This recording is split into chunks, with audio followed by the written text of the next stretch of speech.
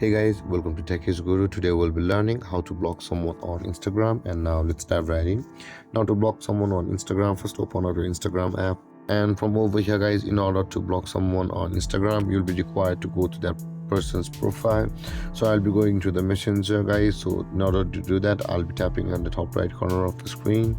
And after that, open the profile of the person whom you want to block on Instagram, and I'll do the blocking my friend's account for the demo purpose. Now after that, let's tap on the name at the top of the screen, and let's tap on the profile button over here, and then we'll be on the profile button available for us. Now in order to block that contact, at the top right corner of the screen you can see the three dotted icons available for us. Tap on that three dotted icon, and then the block option will be available at the second. Tap on that block option, and again tap on block, and there guys, that account has been blocked on Instagram. And this is how you will be able to block someone on Instagram.